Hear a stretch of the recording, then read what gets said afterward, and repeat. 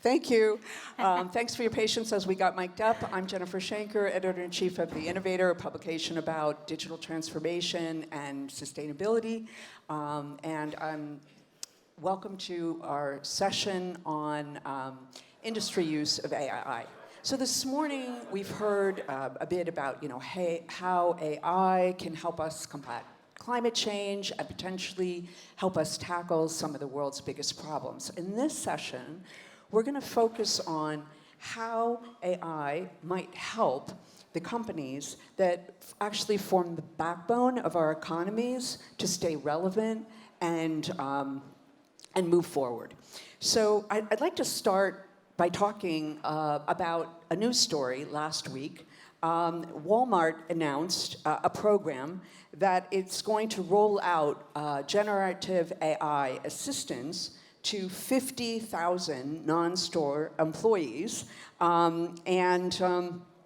This is just like an indication of how quickly business is adopting generative AI, even if questions remain about its readiness for prime time due to the fact that it tends to hallucinate and could cause problems for companies. And a lot of the discussion to date has been about how AI can make companies more efficient. And I think the step change with generative AI is that companies are now seeing AI as a means of doing much, much more. So I just want to take a second to talk about how Walmart executives discussed their decision in a LinkedIn posting. And what they said was, look, we're not doing this just to be more efficient. We believe the key to unlocking transformation lies in the creativity and innovation of our associates. Ideally, this technology will free them from monotonous, repetitive tasks and allow them to focus on improving the customer member experience. And this is a direct quote. Just picture the scale of what we can accomplish by putting a simple, easy-to-use generative AI tool in the hands of tens and thousands of associates versus limiting it to just a few. So, if we look at how this might impact business, I want to share a couple of statistics from McKinsey. About 75% of the value that generative AI use cases could deliver falls across 4 areas: customer operations, marketing and sales, software engineering, and R&D. Across 16 business functions, McKinsey examined 63 use cases where the technology can address specific business challenges that could actually result in measurable outcomes. And examples include Gen AI's ability to support interactions with customers, generate creative content for marketing and sales, and draft computer code based on natural language prompts, among other things. McKinsey is projecting that generative AI will have a significant impact across all industry sectors. Banking, high-tech, life sciences are among the industries that could see the biggest impact as the percentage of their revenues from generative AI. Across the banking industry, for example, the technology could deliver value equal to an additional $200 billion to $340 billion annually, according to McKinsey, if the use cases were fully implemented. So against that backdrop, let's turn now to our panelists, which include 2 companies in the financial services space, and talk about how they are using generative AI. So it's my pleasure to introduce Katja Speck, she works for a robo-advisor and platform as a service subsidiary of Union Investment, a German asset manager owned by a banking cooperative. And we have Artur Gruca, who is a member of the management board of HypoVereinsbank Unicredit, and he's also their chief digital and operating officer. And we have Anna Kopp, director of IT at Microsoft in Germany. So let me kick off now with you, Katja, and let's talk about how VisualVest is using generative AI. Yeah. So since end of February, we have a live integration of GPT first 3.0, and the version back then, and now we upgraded to 3.5. And what we did is we have a conversational engine to guide users through the complexity of financial decisions, and that is built on Node.js for the tech geeks in here, and we implemented GPT 3.0. And that is, it's a very simple use case to start with, but we are in a highly regulated environment. And what you see in the outside is there is a B2C robo-advisor, so still kind of startup-y, fintech, small. But on our platform today, we do have a lot of white labels for the cooperative banking sector. So we now look at 10 billion assets under management, so we can't screw this up, so to say. That means we had to go, of course, through Trading Security Act compliance, data security, IT security, you name it. But the thing was, you can't be 100% sure, and I think that's important for the financial industry. My background is I've always been in tech, to take risks. You have to make sure that it's fine rather than jail, but you can't have 100% security that it's always right. And I think with our first implementation, we made a first step, and now we're working towards developing this throughout the platform, having additional use cases, and opening up the dialogue. So, if I understand you correctly, you're saying, understand the risks, do build some guardrails, but take the plunge. Take the plunge, because if you don't do it, somebody else will. Okay, so with that, let me turn to you, Artur, and let's talk a little bit about how the bank is using generative AI now and how you might use it in the future. Yeah, thank you, Christian. It's for us, Jennifer, we discussed a little bit before the panel. First of all, it's a huge, huge opportunity. People are discussing whether you should outbalance opportunity with the threats. That's definitely opportunity for banking. And I think not only for banking, but for the entire financial industry. Why is it so? Because if you look in presence, I would basically categorize what we do already in banking into three kind of clusters of applications. You have these basics where you basically speak about customer experience, self-services, so how to better serve the customers and our employees. And this is all about powered AI chatbots. This is about automating the balance sheet production in the bank and so on and so forth. Then you get to the more interesting intellectually subjects like security, and this is the space where actually AI is boosting a lot. So we've seen probably all of you as users of a bank, banking services, we have a lot in the direction of identifying customers with videos, with images, etc. So that's the opportunity. There's also threat with that because you need to recognize already now situations where there could be fraudulent transactions. And that's where deep learning comes into the game now. And the last, and I think the most interesting probably is about the future, because if you look like transversally on the subject of artificial intelligence, and assuming that everyone is smart enough to do it, which is not yet the case, but if you assume that, then it's a function of data and the amount of data that you can actually explore the value. And since bank is sitting on a large amount of data, you have use cases which you can depict either for presence or for the future, like, for example,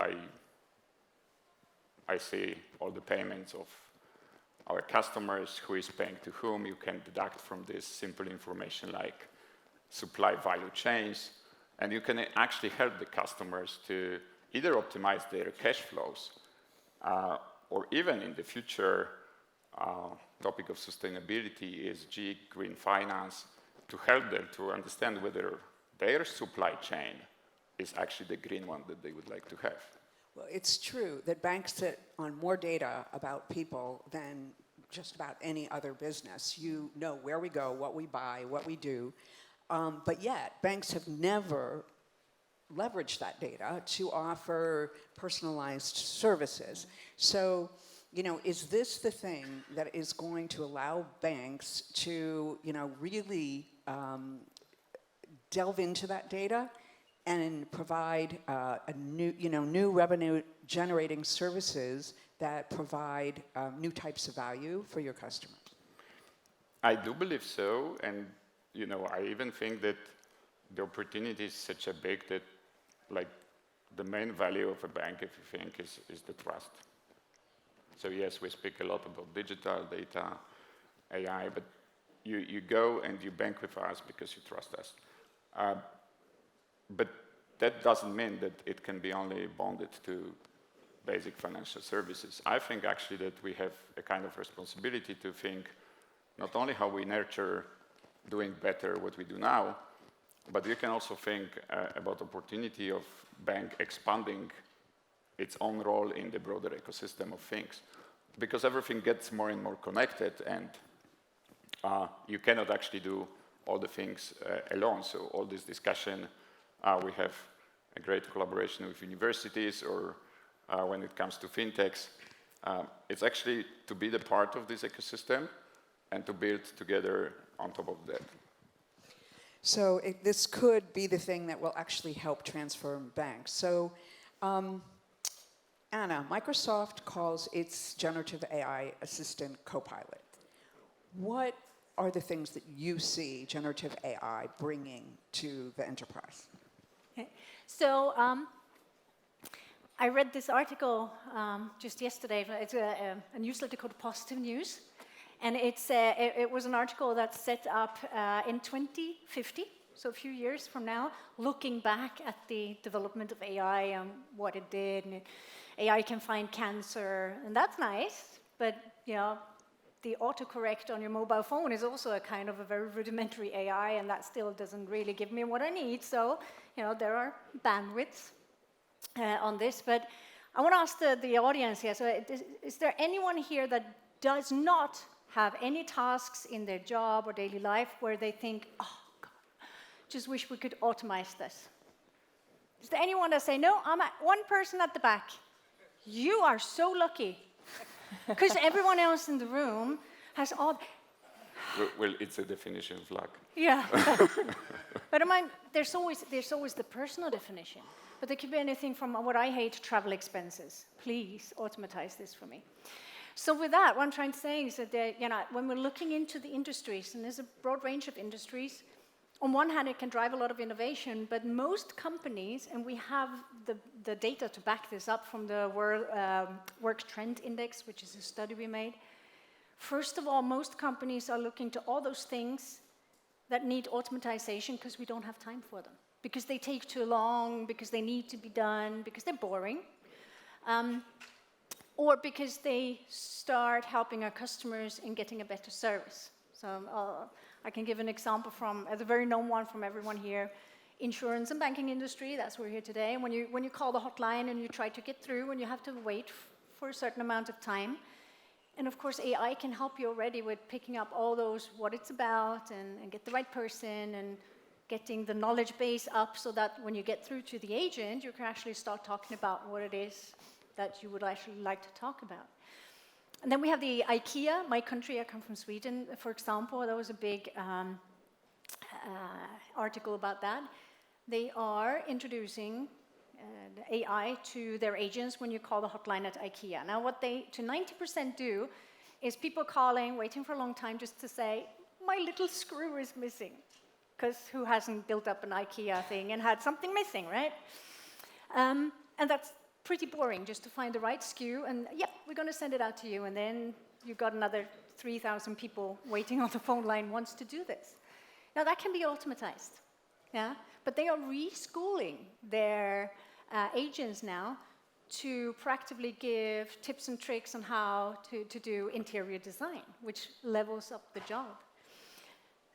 So with that, I think most companies are really starting first with what do I need, where do I need to drive efficiencies? Things that either get done too late or get done too slow. And I think that's where most companies are really already now starting because, and this is my last point, most people, when ChatGPT came out, started doing it on their own time. So of course they're saying, that, why can't I have this in my workplace? So the Walmart example is really good, on how taking this into big enterprise as one of many examples on how businesses are incorporating this.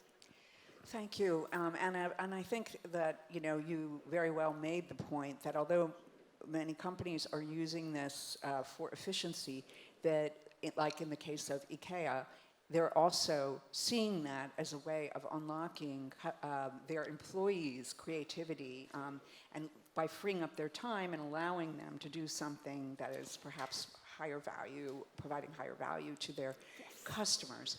So since you work for Microsoft, I think it's worth asking. We have seen today some examples from VisualVest, from Unibank. We heard earlier from Martin Weiss about Berta using generative AI. Are you seeing a difference in the way that European companies are using generative AI as opposed to American companies? Well, the big discussion or elephant in the room is the EU AI Act, which was just voted on in June, that many companies right now are a little bit careful because if they have a works council, they still do not have a law in their country to base any activities on. It means that if you start using generative AI before it's cleared, for example, where ownership or accountability, if I use AI and it's used in the business and something didn't go the way it should, or generative AI, it writes or paints a picture that is too close to someone else having a copyright on. Well, who's responsible? Is it then the employee that just went ahead and did it, or the company that introduced it before it was regulated in a way? And this is what I believe we need to go. There are guardrails, but it doesn't really lock us in. But having that kind of framework that companies can work towards. And this is, of course, here in Europe compared to United States, but also the Asia-Pacific area. We are at a different stage because we will need to face this regulation. I think your company is also thinking about how to do that so that we do not wait for years and years and miss the train. So, Artur, how is Unibank dealing with that uncertainty?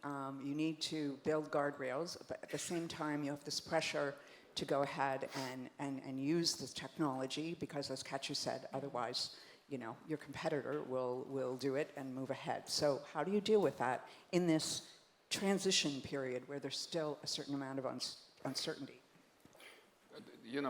It's all at the end about education, I think, if I would sum up, because so we invest a lot in translating what you mentioned, this ongoing regulation and pressure of frameworks into like internal set of guidelines which are practical to people that are really touching the development of AI. So you need to say practically the group of developers and engineers which kind of variables should be removed from the algorithm because you don't want to have a bias into that, and you want to manage this ethically and socially responsible. The benefit of investing into educating the mass of employees, not only those actually that are touching the matter, is also that you kind of create a common, which I think is important apart regulation, a kind of common understanding what we could do with AI, what is actually the potential, and where you should not use AI because maybe it's a wasted effort or you're not going to make the value out of this that you desire. And this is great because actually you combine those two things. So I actually think that the regulation itself, yes, it can be seen as a framework or a limit, but it also gives you some push internally to make sure that everyone understands so that you scale the effect of what you build with AI actually to the entire scope of the company that you're running. And this is for us very important because I think it got to such a stage. I mean, not to say that AI is something new because I truly believe that these technologies were in place also 10 years ago, but since the boom of ChatGPT and all the press, I think we got all into that, and now we are talking about that, but that's actually a great opportunity because technology-wise, not much has changed, but the awareness of the subject is generating natural kind of flow of intellect into the storyline of generating value out of that. And here I see mainly the opportunity because I'm pretty sure that technology-wise it will go anyway. At least this is what happened over the last 50 years. Yeah.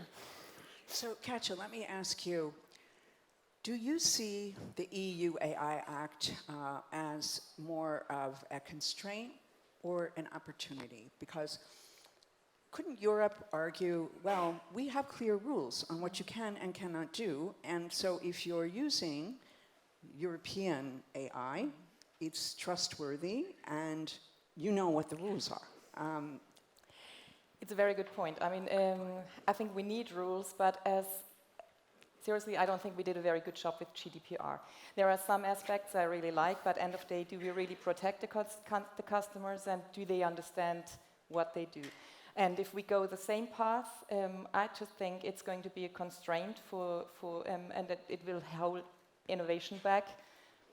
And I believe in our European values, but and human values, and I think they are worth protecting. But usually, who sits around the table is not people from the industry and science, and I think we need to bring all those at the table to discuss those kinds of regulations. And if not, there will be more rules and more challenges and more regulation, but will they really protect the consumers? I don't know. And will they hold back innovation in terms of the products then will not be used, and consumers use products from overseas, from Asia, from the Americas, and so I would like to see a very diverse group working on those kind of acts. Okay, so we have 3 panelists, 3 slightly different views. So now what I want to do is ask each of you, given the uncertainty around the regulatory environment and question marks about generative AI and its ability to hallucinate and make errors, and which could cause reputational damage. Do you think that right now the benefits of generative AI outweigh the risks and companies should take the plunge? So I'll start with you, Katja. Definitely. I think end of day, it's a technology, and like every technology, it's not good or bad, but you can use it either way. And that's why we moved forward very fast, even in this very regulated environment. But as I said, it's our playground, our responsibility, our playground, our rules. And there is so much opportunity, and not only financial investment is a very complex topic, but there are other complex topics that are so much more important, like climate crisis. And I think generative AI can help us build solutions and understand it better.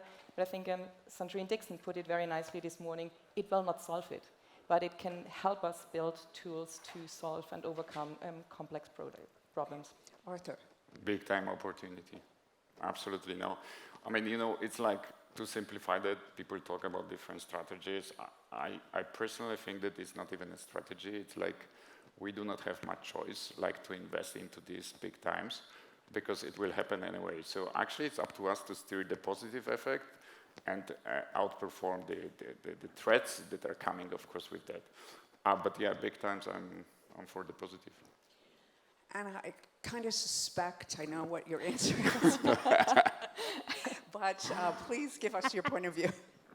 I'll give you my personal point of view. I think it's definitely an opportunity, because where we're currently at right now is demographically that we are getting older. It means the war on talent is something that I would say every company talks about. How am I going to get people to come and work for me? And a lot of people in the next 5 to 10 years in many large and somewhat more mature companies are retiring. I know of one where over a third of their company is going to retire in the next 5 years. And how are you going to get the work done when the work needs to get done? So it's a big opportunity for automatization so that we can shift talents and our thinking. And we heard this earlier today also in the other sessions. We still want to work with people. We are people. And we want to see innovation and art and other things coming from other people, and maybe spend less time on those things that eat up a lot of our time. So I think it's a great opportunity. And it's all about, how, as you said, Katja, very well put, how are we jointly together doing that? And this is why conversations in days like today are so valuable, to meet people, speak about ideas, share. So thank you for having us here today. Well, so with only a few seconds left, I have to ask the audience, have the panelists convinced you? Do you please raise your hand if you think the benefits of generative AI outweigh the risks and business should go ahead?